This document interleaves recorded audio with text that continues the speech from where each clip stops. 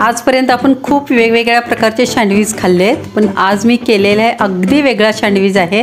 त्यासाठी 2 बटाटे शिजवून घेतलेत आणि हा हिरवा वाटाणा आहे तो पण मी शिजवून घेतलेला आहे आणि आता चांगलं मॅश करून घेऊया। कढईमध्ये मी अगदी 1 चमचा तेल घातलं, त्यात जिरं घातले, मोहरी घातली आणि आलं लसूण पेस्ट घातली आणि 2 मिरच्यांचे तुकडे घातले। आता हे थोडंसं हलवून घ्यायचं आणि त्यामध्ये हळद घातली आणि हे तयार केलेलं मिश्रण घातलं वाटाणे आणि बटाट्याचं। आता हे चांगलं मिक्स करून घेतलं आणि वरून थोडंसं मीठ घातलं, चवीनुसार मीठ घालणं। परत एकदा चांगलं मिक्स करून घेतलं आणि अगदी 1/2 चमचा मी ते मिरेपूड घातलेले, त्यामुळे खूप छान टेस्ट येते त्या सँडविचला, त्या आतल्या मिश्रणाला खमंगपणा येतो। ओल्या कांद्याची पात घातलेली आहे, त्यामुळे सुद्धा त्याचा क्रंचीपणा जो आहे तो शेवटी घातले पात, कारण त्याचा क्रंचीपणा राहण्यासाठी, आणि धनेपूड घातले।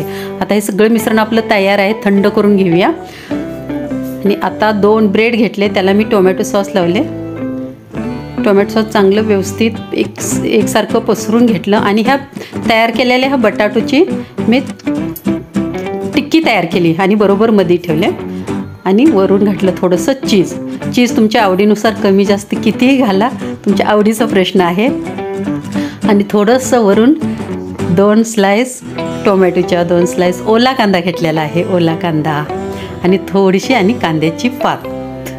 हे खायला पण क्रंची छान लागतं आणि दिसतं पण छान।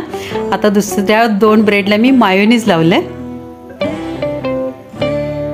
छानसं हे लावून घेतलं आणि हे त्याच्यावरती ठेवून थोडंसं दाब दिला।